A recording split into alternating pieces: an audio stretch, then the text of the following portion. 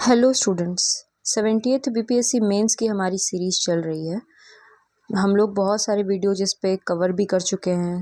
GS1 का हम लोग स्ट्रेटजी डिस्कस कर चुके हैं, GS2 का डिस्कस कर चुके हैं, साइंस एंड टेक का अलग से डिस्कस किए हैं। लेकिन आप लोग कमेंट कर रहे थे बहुत सारे लोग कि ऐसे के लिए भी कुछ लाया जाए, यानी कि ऐसे की क्या श्योर शॉट स्ट्रेटजी होगी, ऐसा क्या स्ट्रेटजी होगा जिससे किसी भी तरह का ऐसे हो, चाहे आपसे साइंस एंड टेक्नोलॉजी से संबंधित ऐसे पूछा जाए या आपसे पॉलिटी से संबंधित ऐसे पूछा जाए, सोशल इश्यूज पूछे जाए या फिर फिलोसॉफिकल ऐसे पूछा जाए। ठीक है, फिलोसॉफिकल ऐसे जो होता है ना, वो यूपीएससी जनरली पूछती है। बीपीएससी यूपीएससी क्योंकि कॉपी कर रहा है 68 से ही, तो हो सकता है कि वो फिलोसॉफिकल ऐसे भी लेकर के आए। ठीक है, और ये हो गया। या तो फिर जो हमारा बिहार का जो पूछा जाता है मुहावरे और लोकोक्तियाँ, उससे संबंधित जो ऐसे है, हर टाइप का ऐसे आप इस सांचे में ढाल सकते हैं। ऐसा आपको जो है सांचा जो है वो मैं दे दूंगी, उसमें आप ढाल दीजिएगा। यानी कि एक इस तरह का आपका आप ट्रिक समझ लीजिए, या फिर आप समझ लीजिए कि ये मेरी मेहनत है। मैंने जो 3 बार यूपीएससी मेंस का एग्ज़ाम जो दिया है, काफ़ी अच्छे मार्क्स आए थे मेरे एसे में, तो आप उससे समझ सकते हैं कि एसे को कैसे कवर करना है। ठीक है, तो चलिए हम लोग स्टार्ट करते हैं। सेक्शन 1, सबसे पहले देखिए बीपीएससी में जो एसे पूछा जाएगा वो 3 एसे आपको लिखना है और 300 मार्क्स का है। यानी कि एक एसे जो है वो 100 नंबर का है। सबसे पहला चीज, एक एसे जो है वो है आपको 100 नंबर का, और आपको मिल रहे हैं 3 घंटे, 3 आवर्स। यानी कि एक एसे को लिखने के लिए मिल रहा है 60 मिनट। एक ऐसे को लिखने के लिए मिल रहा है 60 मिनट, और आपको लिखना है 700 से 800 जो शब्द हैं उसमें लिखना है। तो 700 से 800 शब्दों में आप एक ऐसे लिखना है। यानी कि आपको कितना पेज लिखना होगा कम से कम। अगर आप एक पेज में 100 शब्द लिखते हैं तो 8 पेज लिखेंगे। कुछ लोग होते हैं एक पेज में 70-75 शब्द लिखते हैं। ठीक है, तो आप मान के चलिए कि 10 पेज जो है आपको लिखना है। ठीक है, 10 पेजेस आपको लिखना है।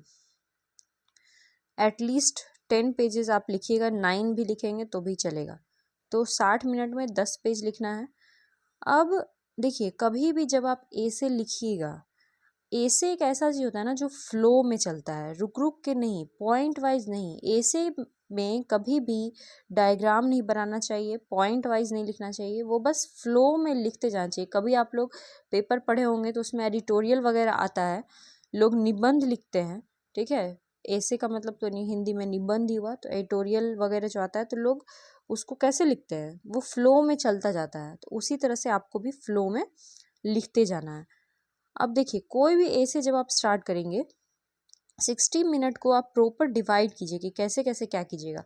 तो पहला 10 मिनट जो आपका रहेगा वो रहेगा, आप उसका एक माइंड मैप बनाएंगे ऐसे का।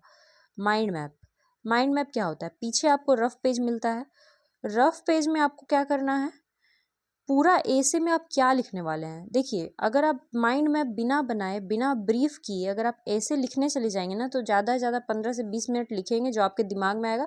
फिर आपका ऐसे उल्टा पुल्टा इधर उधर जाने लगेगा, जो आ रहा है सो लिखते जा रहे हैं, जो आ रहा है सो लिखते जा रहे हैं। कोई प्रॉपर स्ट्रक्चर जो है वो आपको दिखाई नहीं पड़ेगा आपके ऐसे में। ठीक है, तो आपको क्या करना है, पहले एक माइंड मैप बनाना है, यानी एक स्ट्रक्चर बनाना है ऐसे का। स्ट्रक्चर क्या होता है, अभी स्ट्रक्चर ही मैं समझा दूंगी। स्ट्रक्चर समझा दूंगी तो आप किसी भी तरह का ऐसे जो है वो लिख लेंगे। ठीक है, 10 मिनट आप देंगे, बैक साइड में आप स्ट्रक्चर बना लेंगे। अगर उससे संबंधित कोई आपको एग्जाम्पल याद आ रहा है वो सब लिख लेंगे, कोई कोट याद आ रहा है वो सब लिख लेंगे, सब पीछे लिख लेंगे, ताकि ऐसे लिखते टाइम आप भूले नहीं। हो सकता है ना कि उस टाइम याद आया, बाद में ऐसे लिखते टाइम आपको वो कोट भूल गए कि अच्छा महात्मा गांधी जी का क्या कोट था। ठीक है, तो आपको वो सब पीछे लिख लेना है अपने हर ऐसे के लिए। 10 मिनट का समय आपको जो है स्ट्रक्चर बनाने में देना है, और फिर बाकी का जो 50 मिनट होगा उसमें आपको एक पेज को 5 मिनट में करते हुए आपको जो है 10 पेज लिख लेना। और एक पेज 5 मिनट में लिखना बहुत मुश्किल बात नहीं है। ठीक है, 5 मिनट में आराम से आदमी एक पेज जो है वो लिख सकता है। तो ये आप लोग प्रैक्टिस इस तरह का रखिए। अब चलिए हम लोग स्ट्रक्चर पे बात करते हैं कि स्ट्रक्चर हमें कैसे बनाना है। आपको एक ऐसे का पूरा एग्जाम्पल लेते हुए एक नॉर्मल ऐसे भी बताएंगे, और एक बिहार का जो लोकोक्ति वाला ऐसे होता है वो भी बताएंगे। पूरा एग्जाम्पल लेते हुए हम लोग डिस्कस करेंगे कि कैसे इस ऐसे को लिखना चाहिए। अब जैसे ये क्वेश्चन है, पहला ही क्वेश्चन देखते हैं 69th पेपर का। Science and technology are helpful in understanding the mysteries of universe. ठीक है, साइंस एंड टेक्नोलॉजी हेल्पफुल है in understanding the mysteries of universe, ब्रह्मांड के रहस्यों को जानने के लिए। ये लिखा हुआ है।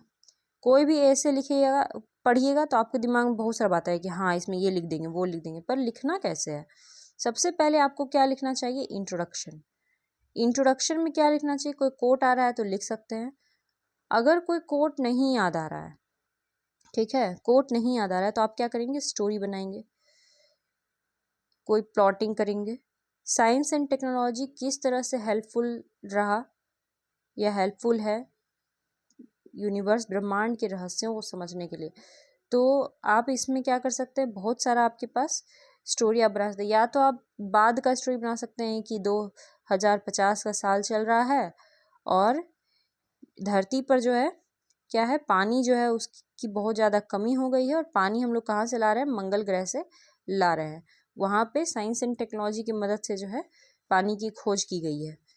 ठीक है, इस तरह से आप एक स्टोरी बना सकते हैं कि वहाँ पे पानी वानी का खोज हो गया। या फिर आप ये बना सकते हैं कि धरती जो है वो अब तबाह होने वाली है, इतना ज़्यादा पॉपुलेशन वगैरह बढ़ गया है 2050 के साल में, और अभी सभी लोगों को कहाँ शिफ्ट कर रहे हैं? चांद पे शिफ्ट कर रहे हैं या मंगल ग्रह पे शिफ्ट किया जा रहा है, वहाँ कॉलोनी बसाया जा रहा है।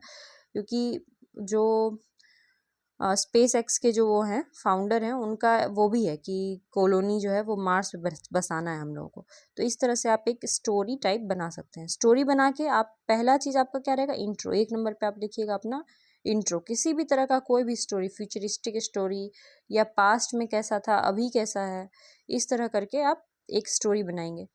दूसरा पॉइंट आप लिखेंगे क्वेश्चन, कि ये सब कैसे पॉसिबल हुआ।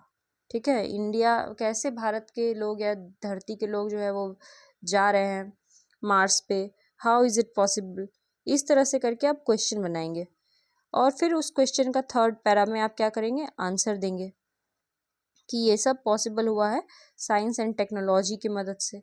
किस तरह से नासा, इसरो, साइंटिस्ट जो है वो लोग लगे हुए हैं, और ये सब साइंस का जो डेवलपमेंट है, इन्वेंशंस है, बहुत सारी डिस्कवरीज है, उससे ये सब पॉसिबल हो पाया है। तो ये आप उसका आंसर कर देंगे। उसके बाद आपका मेन बॉडी पार्ट शुरू होगा। ठीक है, ऐसे का ये पूरा लिखते जाइएगा कि कैसे कैसे क्या करना है। पहले इंट्रोडक्शन में स्टोरी लिखना है, दूसरे नंबर में आपको क्वेश्चन करना है कि अपने ही जो आप इस कहानी बनाए हैं उसी का क्वेश्चन करना है कि ये कैसे पॉसिबल हुआ। जो भी आप कहानी बनाए, मान लीजिए आप कहानी बनाए कि आज से 2-5 हज़ार साल पहले इंसान जो है वो आग से डरता था।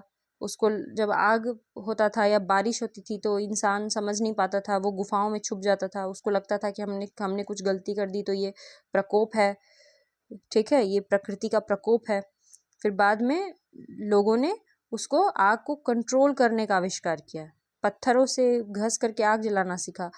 तो जैसे लोग कहते हैं ना कि आग का आविष्कार कब हुआ, तो आग का आविष्कार नहीं हुआ, बल्कि फायर को कंट्रोल कैसे करना है, मैनेज कैसे करना है। और जब ये किया तो लोगों ने फिर कच्चा मांस छोड़ के पक्का मांस खाने लगे।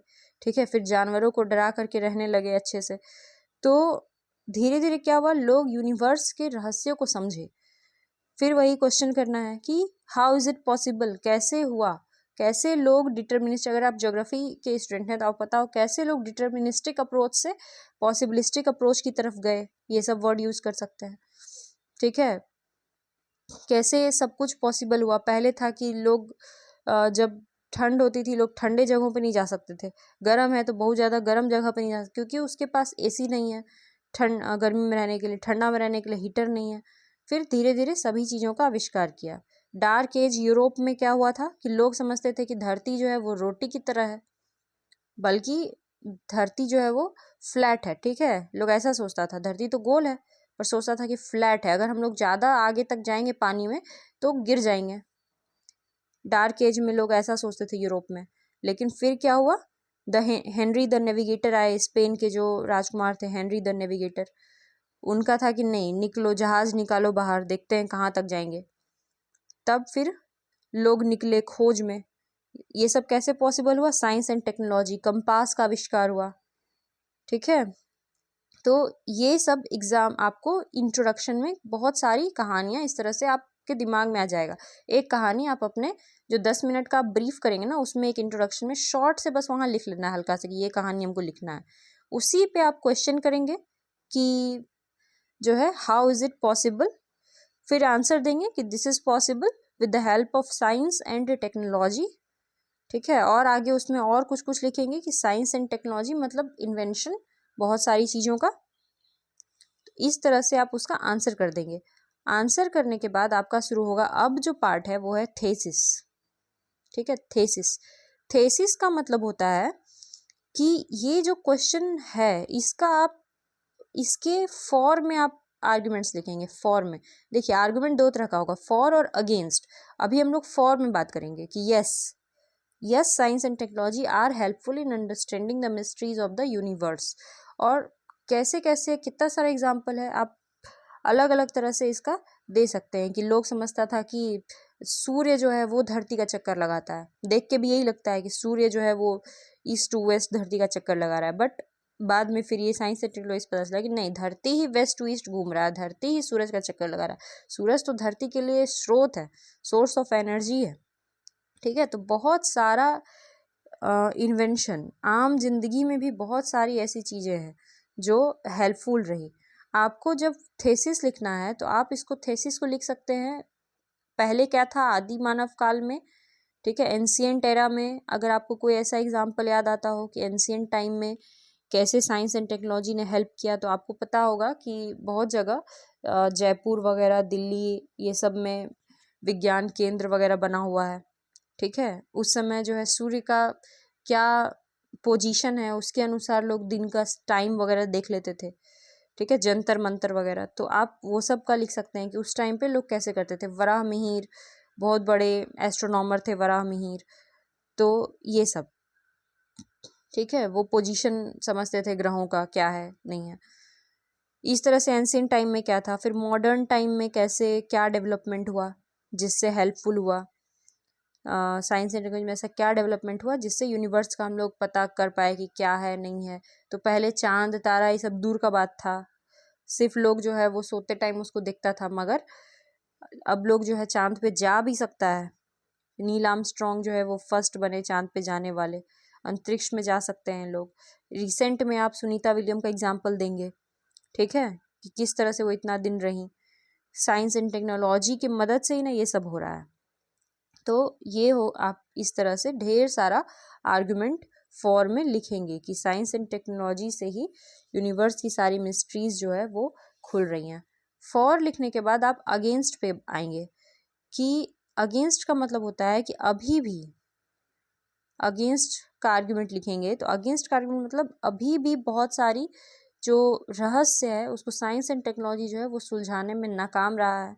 बहुत सारा ऐसा रहस्य अभी भी है, जैसे लोग बोलता है ना कि इंसान क्यों जीवित है, कैसे पैदा हुआ, क्यों मर रहा है, मर के कहाँ जा रहा है।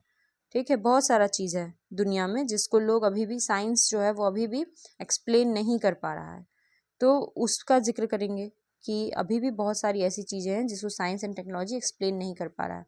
इंसान का जो ये बॉडी है इतना कॉम्प्लिकेटेड कैसे बन गया, किसने बनाया है, कुछ तो है जो इन सभी चीज़ों को चला रहा है, कौन जान रहा है। तो साइंस एंड टेक्नोलॉजी जो है वो इनको एक्सप्लेन नहीं कर रहा है। छोटा सा लिखिएगा, क्योंकि क्वेश्चन जो है वो फॉर का बात कर रहा है। क्वेश्चन आपसे पूछ नहीं रहा है कि science and technology is helpful और नॉट।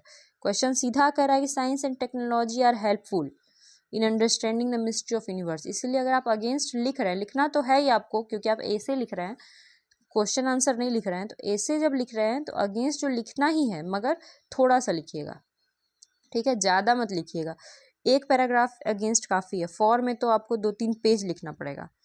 इसके बाद जब अगेंस्ट लिख लेंगे तब इसके बाद लिखेंगे कि गवर्नमेंट इनिशिएटिव्स। ठीक है, साइंस एंड टेक्नोलॉजी को बढ़ावा देने के लिए सरकार के क्या क्या इनिशिएटिव्स रहे हैं। तो सरकार का जितना इनिशिएटिव आपको याद आता है सब लिख दीजिएगा। जैसे इसरो बनाया, ठीक है, डिपार्टमेंट ऑफ एटॉमिक एनर्जी वगैरह बनाया है। ठीक है, साइंस एंड टेक्नोलॉजी को बढ़ावा देने के लिए जैसे सरकार स्कूल में, एजुकेशन में साइंस एंड टेक्नोलॉजी को ऐड किया है, स्टेम स्कीम लेके आया है।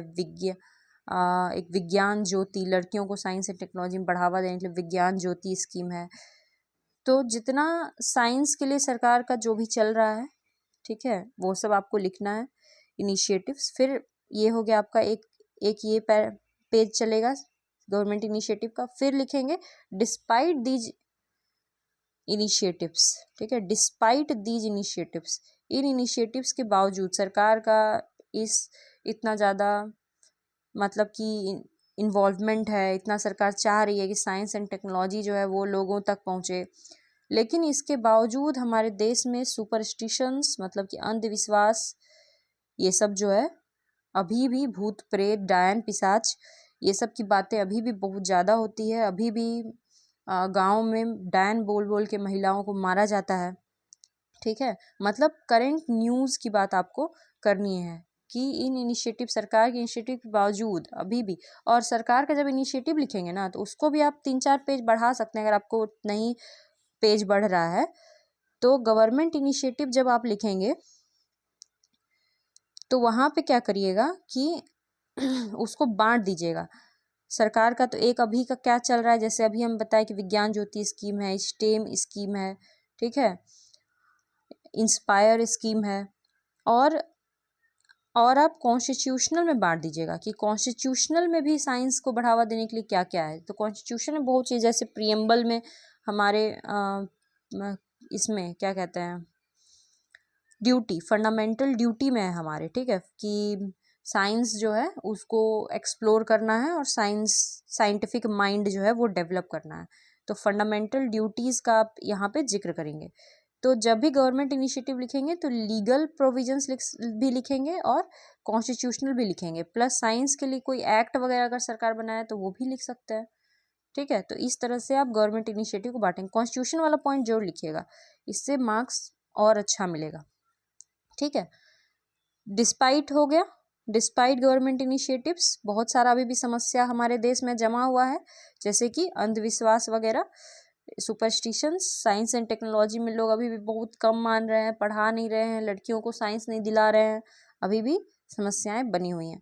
उसके बाद डिस्पाइट इनिशिएटिव्स के बाद आपको लिखना है वे फॉरवर्ड, कि इन समस्याओं का जो समस्याएं अभी बनी हुई हैं इसके लिए क्या करना चाहिए, और वे फॉरवर्ड जो आपका होना चाहिए वो हमेशा क्या रहेगा, आगे की चीज़ रहेगी, ठीक है। वे फॉरवर्ड में हमेशा आपको कुछ ऐसा बताना है जिससे कि फ्यूचरिस्टिक हो, कैसे साइंस एंड टेक्नोलॉजी का और ज़्यादा हम लोग हेल्प ले सकें, हेल्पफुल तो है ही, और कैसे हेल्प ले सकें, कैसे इंक्लूजन हो, ठीक है। तो आपको बताना है कि सोसाइटी में इसका इंक्लूजन करना होगा, ठीक है।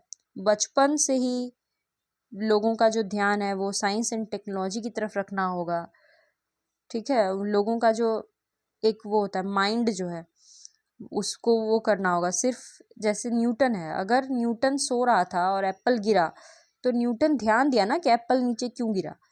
उसके पहले तो ऐसा नहीं है कि एप्पल कभी नहीं गिरा, सब बहुत लोग के माथे पे गिरा होगा एप्पल, लेकिन किसी ने ध्यान नहीं दिया। तो वो जो है ना, एक क्यूरियोसिटी, क्वेश्चनिंग का क्यूरियोसिटी लोगों के अंदर जगाना जरूरी है, कि क्वेश्चन करिए कि क्यों, वाई, क्यों ये हो रहा है।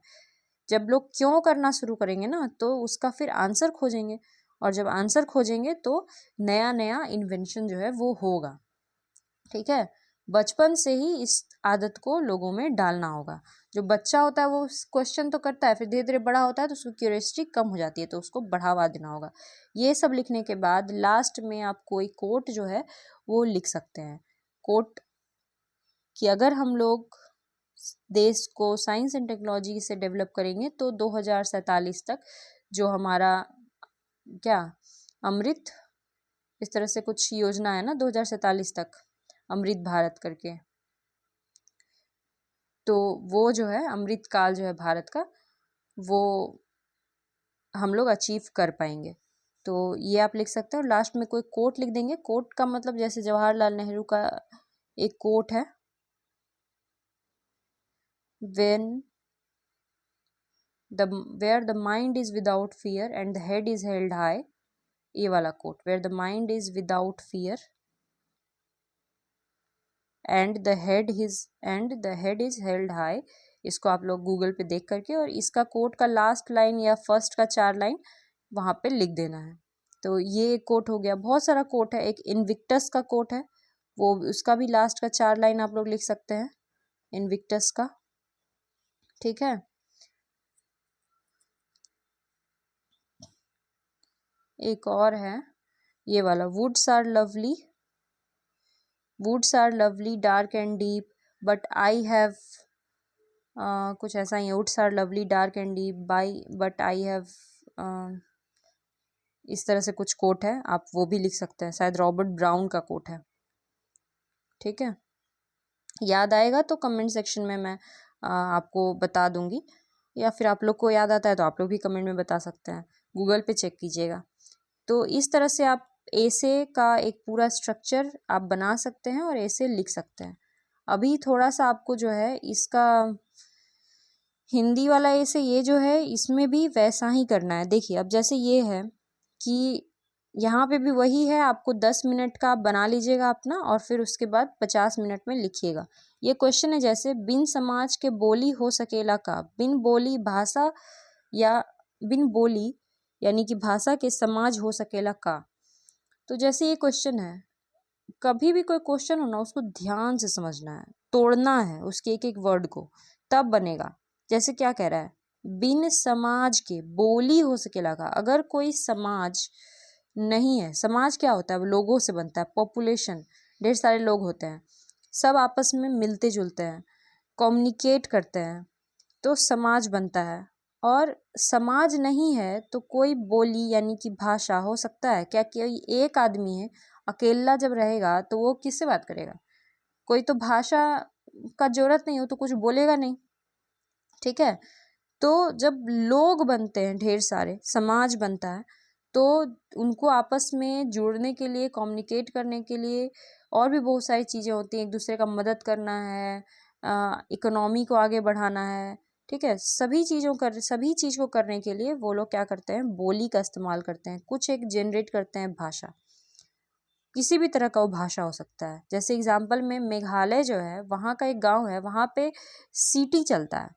सभी लोगों का जो नाम है ना वो अलग अलग धुन है, लोग सीटी बजा बजा के, सीटी भी अलग अलग धुन का होता है, सबका नाम अलग अलग धुन है। किसी से पूछना है कि आप कहाँ जा रहे हैं तो उसका एक अलग धुन है। ठीक है, किसी से पूछना है कि खाना खाएंगे तो अलग धुन है। तो वो लोग उसी तरह, वही उसका भाषा है, उस जनजाति समूह का वही भाषा है। ठीक है, तो बिना समाज के भाषा जो है वो नहीं होता है। और क्या होता है, जब धीरे धीरे लोग जो है वो चले जाते हैं, विदेशों में पढ़ने लगते हैं, बाहर पढ़ने लगते हैं, तो वो लोग दूसरी भाषा को अडॉप्ट कर लेते हैं और अपना जो उनका सामाजिक भाषा था वो लोग भूल जाते हैं। ठीक, क्योंकि लोग दूर चले गए, अब अपने जगह नहीं रहते हैं तो अपना भाषा नहीं सीखे। तो जब वो उस समाज में रहेंगे तो उस बोली को जानेंगे। तो बिना समाज के बोली होना मतलब मुश्किल है। जैसे आप में बहुत सारे लोग होंगे जो बाहर पढ़े होंगे, बचपन से बाहर पढ़ रहे हैं, तो आप अपने गांव की भाषा जो है आप नहीं जानते हैं, क्योंकि आप उस समाज में नहीं रहे हैं। ठीक है, गांव में लोग किस तरह से बोलते हैं, भोजपुरी किस तरह से बोली जाती है, लोग नहीं जानते होंगे, क्योंकि वो बाहर पढ़े हैं, वो सिर्फ हिंदी जानते हैं। और जो ज़्यादा बाहर पढ़ लिया, ज़्यादा प्राइवेट स्कूल में पढ़ लिया, सिर्फ इंग्लिश जानता है। तो इससे क्या हो गया कि बिना समाज के बोली जो है वो नहीं होती है। अब क्वेश्चन सेकंड पार्ट है, बिन बोली भाषा, बिन बोली भाषा के समाज हो सकेला का, माने बिना बोली का क्या समाज हो सकता है? नहीं हो सकता है। बिना बोली के मतलब एक आदमी है, वो किसी से नहीं बोल रहा है, 3-4 आदमी है, 10 आदमी है, कोई किसी से बोल ही नहीं रहे हैं, कम्युनिकेट नहीं कर रहे हैं, तो फिर वो कैसा समाज है? कोई तो किसी का बात नहीं जानेगा कि कौन क्या चाहता है, क्या कर रहा है, फिर वो समाज नहीं है। जब तक लोग आपस में जुड़े नहीं, इमोशनल कांटेक्ट, सोशल कांटेक्ट ये सब नहीं होगा, तब तक जो है वो समाज नहीं बनेगा। और इमोशनल और सोशल कांटेक्ट और किसी भी तरह का कांटेक्ट का सबसे पहला माध्यम क्या होता है? भाषा। और भी बहुत एग्जाम्पल आप देख, जैसे आप लोग ट्रेन में ट्रेवल करते हैं तो आप देखेंगे पहले ज़माना में लोग जब ट्रेन में ट्रेवल करते थे तो आपस में खूब बात किया करते थे, सब एक दूसरे को जान जाता था, बात करता था, एक दूसरे के रीज़न को जानता था। ठीक है, अंग्रेज़ों के टाइम में जब ट्रेन का पहली बार इंडिया में जब ट्रेन चलाई गई, उन्हीं लोग के टाइम में आया था, तो इससे देश का जो राष्ट्रीय एकता था उसको भी बल मिला था। ठीक है, राष्ट्रवादी भावना भी विकसित हुई थी, क्योंकि लोग एक जगह से दूसरी जगह ट्रैवल करने लगे। साउथ इंडिया का लोग भी जानने लगा कि अच्छा नॉर्थ इंडिया में भी अंग्रेज वही कर रहा है जो मेरे यहाँ कर रहा है। नॉर्थ इंडिया का लोग जानने लगा साउथ इंडिया के बारे में। तो ट्रेन जो है वो लोगों को जोड़ने का काम किया, क्योंकि ट्रेन में ट्रेवल करते हुए लोग आपस में बात करते थे, ठीक है। तो वो लोग क्या, एक समाज बन जाता है। जब बोली होता है ना तो एक समाज बन जाता है। बोली ही फर्स्ट वो होता है, कांटेक्ट होता है, ठीक है। तो बिना बोली के, बिना भाषा के समाज भी नहीं होता है। समाज तब होता है जब भाषा होती है, और समाज बिना समाज के भाषा भी नहीं हो सकता है। दोनों एक दूसरे से जुड़ा हुआ है, दोनों में क्या है, इंटरलिंक्ड है, ठीक है। एक अगर खत्म होता है तो धीरे धीरे दूसरा भी खत्म हो जाता है। आप देखे होंगे कि धीरे धीरे आप कुछ फैक्ट्स लिखिएगा, फैक्ट्स जैसे कि मान लीजिए इंडिया में 192 लैंग्वेज हर साल जो है डेथ हो जाता है, लैंग्वेज का डेथ हो रहा है, ठीक है। लैंग्वेज खत्म होते जा रही है। तो ये सब क्यों हो रहा है? क्योंकि लोग धीरे धीरे सामाजिक बंधन जो है वो टूटता जा रहा है, ज्वाइंट फैमिली खत्म होते जा रहा है, ठीक है। पहले लोग गांव में रहते थे, अब अर्बन एरिया में शहरीकरण बढ़ रहा है, मॉडर्नाइजेशन बढ़ रहा है। वहाँ पे लोग जो है ज़्यादा इंग्लिश वगैरह का प्रयोग कर रहे हैं, जो यूनिवर्सल लैंग्वेज है उसका यूज कर रहे हैं। अपना अपना लैंग्वेज का यूज करने में लोगों को जो है शर्म महसूस हो रहा है। इससे क्या हो रहा है कि धीरे धीरे जो भाषा है वो गुम होती जा रही है, और भाषा गुम होएगा तो क्या होगा, समाज भी गुम होएगा, क्योंकि लोगों का सोशल कांटेक्ट भी धीरे धीरे टूटेगा। अब जैसे मान लीजिए कि कोई आदमी, अगर आप गए अमेरिका, ठीक है, और वहाँ पे आपको कोई मिला, कोई टैक्सी में बैठे, टैक्सी ड्राइवर जो है वो बिहारी है, और आप भी बिहार के हैं और आप अमेरिका गए, तो तुरंत उसकी बोली से आप पता चल जाएगा, वो बोलेगा कि मैं बिहारी हूँ, भाषा से पता चल जाएगा, और आप दोनों बिहारी हैं तो आप तुरंत उससे कनेक्ट हो जाएंगे। वो आपसे कनेक्ट हो जाएगा, आप उससे कनेक्ट हो जाएंगे, और वहाँ पे एक पराये देश में आपको लगेगा कि आपको कोई अपना मिल गया है, ठीक है। तो इस तरह का अनुभव होता है, कब, बोली के कारण। ये कैसे हुआ, भाषा से। तो भाषा जो है बहुत ही इम्पोर्टेंट है समाज को विकसित करने के लिए, और समाज रहेगा तो भाषा भी जिंदा रहेगी। तो ये सब जितना एग्जाम्पल दिए, आपको हिंदी वाला लिखने में डरना नहीं है, ठीक है। इसको बस आपको तोड़ तोड़ के समझना है कि कह क्या रहा है, और जो समझिएगा वही बनाइएगा। 4 ऑप्शन में एक बनाना बहुत ही आसान है, ठीक है। अब जैसे ये वाला था, अब ये सिंगल है, देखिए, धोबिया कुकुर घर के न घाट के, ये सिंगल है, ये 2 वाला था, बीच में 2 था ना। बिन समाज के बोली हो सकेला का, बिन बोली समाज हो सकेला का, 2 था, ये सिंगल है। फिर ये 2 है, आगू नाथ न पीछे पगहा, बिना छान के कूदे गधा, ये भी 2 वाला है। और ये अनेर धुनेर के राम रखवार, ये भी सिंगल है। तो आपको जो 2 वाला है ना वो ज़्यादा ईजी होगा, उसमें ज़्यादा आपको दिमाग में आएगा, आप ज़्यादा लिख सकेंगे, ये तरीका होता है। तो आप इसका प्रयोग कर सकते हैं, लिखने का कोशिश कर सकते हैं, लिख करके उसका कमेंट बॉक्स में डाल भी सकते हैं कि क्या लिखे हैं, ठीक है। एक दूसरे का आप लोग चेक कर सकते हैं, मैं भी देख सकती हूँ कि आप लोग क्या लिखे हैं। और जो हिंदी वाला ऐसे लिखेंगे उसका भी आपका वही फॉर्मेट रहेगा जो ऊपर का बताए थे 1 नंबर का। सबसे पहले फिर से दोबारा बताया था, इंट्रोडक्शन लिखना है, दूसरे नंबर पे क्वेश्चन करना है, इंट्रोडक्शन में आपको स्टोरी लिखना है, या तो आप फ्यूचरिस्टिक स्टोरी लिखेंगे कि साल 2050 चल रहा है, ऐसा ऐसा हो रहा है, साल 2080 चल रहा है, ऐसा ऐसा हो रहा है, और कंपेयर करेंगे कि मेरे समय में क्या था और अभी क्या है। या आप क्वेश्चन कर सकते हैं, उसके बाद जो आप इस स्टोरी बनाएंगे उसी के आधार पे क्वेश्चन करेंगे, फिर क्वेश्चन का खुद आंसर देंगे, और फिर शुरू होगा आपका थेसिस, मतलब कि जो कह रहा है उसको करना है। यहाँ पे जैसे बिन समाज के बोली हो सकेला का, बिन बोली समाज हो सकेला का, इसका एक स्टोरी बनाएंगे आराम से। इतना सारा तो कहानी आपको बताया, बना सकते हैं। फिर क्वेश्चन, फिर आंसर, फिर उसका थेसिस करेंगे। थेसिस मतलब आर्ग्यूमेंट इन द फॉर, ठीक है, फॉर में आर्ग्यूमेंट देंगे, फिर अगेंस्ट में थोड़ा बहुत आर्ग्यूमेंट देंगे, और फिर आप लास्ट में करेंगे गवर्नमेंट इनिशिएटिव, सरकार का क्या इनिशिएटिव रहा है इसके फेवर में। फिर करेंगे डिस्पाइट गवर्नमेंट इनिशिएटिव्स, और सरकार के इनिशिएटिव में आप कॉन्स्टिट्यूशनल, लीगल सब देखेंगे। डिस्पाइट गवर्नमेंट इनिशिएटिव माने करंट अफेयर्स में जाएंगे, किसी इनिशिएटिव के बाद भी बहुत समस्याएं हो रही हैं, और फिर उसके बाद अपना वे फॉरवर्ड देंगे, और लास्ट में कोई पोयम लिख सकते हैं, अगर पोयम बन रहा है तब। अब पोयम नहीं तो आप वापस इंट्रो से भी लास्ट को जोड़ सकते हैं कि वो इंट्रो में जो आप कहानी दिए थे उस कहानी का भी लास्ट में आप कह सकते हैं कि अच्छा, मान लीजिए कहानी में कुछ राम के बारे में कहानी है कि राम जो है, मान लीजिए वही है कि राम विदेश गया और वहाँ पे ऐसा ऐसा उसके साथ हुआ, तो फिर नया बोली जो है उसको वहाँ सीखना पड़ा, फिर उस समाज में वो ढल सका, बिना बोली के उस समाज में वो नहीं ढल सकता था, इंग्लिश सीखना पड़ा जा करके। तो फिर यहाँ पे आप लास्ट में उसको कंक्लूड करते टाइम ये लिखेंगे कि फिर उसी स्टोरी को लास्ट में वहाँ लिख देना है थोड़ा सा। तो ये भी कर सकते हैं, या फिर आप जो है कोई कोट उठा करके वहाँ पे डाल दीजिए, जो भी आपको उसमें याद आ रहा है। एक इस तरह से आप ऐसे बना करके स्ट्रक्चर आप देखिएगा कि आप ऐसे लिख पा रहे हैं नहीं। जो लोग बिल्कुल भी नहीं लिख पा रहे हैं वो इस स्ट्रक्चर में ढलने के बाद कुछ ना कुछ ज़रूर लिख पाएंगे और आपका मार्क्स भी जो है वो अच्छा आएगा। ठीक है। और जब थेसिस लिखिए, एक और चीज़ बता देते हैं कि जब आर्गुमेंट इन द फॉर लिखिए, ठीक है, फॉर में जब आर्गुमेंट लिखिए तो आप क्या कीजिए, उसको कई भाग में बांटिए। जैसे पॉलिटी में देखिए कि पॉलिटिक्स में कैसा चल रहा है, हिस्ट्री में कैसा चल हुआ था, ठीक है, एंशिएंट, मिडिवल, अभी मॉडर्न में क्या हो रहा है। उसके बाद आप इसको इकोनॉमी में जाके देखिए कि क्या हो रहा है, सोसाइटी में देखिए, कई भाग में आप इसको डिवाइड करके देखिए, ज्योग्राफी में देखिए। समझ गए ना। तो इस तरह से आपके पास ढेर सारा पैराग्राफ रहेगा और ढेर सारा आप लिख पाएंगे। थोड़ा हटा हटा के बड़ा बड़ा लिखेंगे ताकि साफ साफ लेजिबल हो, क्लियर दिखाई दे। और ये सब को यूज़ करके लिखना है। लिखने का कोशिश कीजिए, फिर कमेंट में बताइए कि लिख पा रहे हैं कि नहीं, किस सेक्शन में दिक्कत हो रहा है, तो दोबारा से एक बार उसको हम आपको बता देंगे। ठीक है। तो आप लोग लगे रहिए।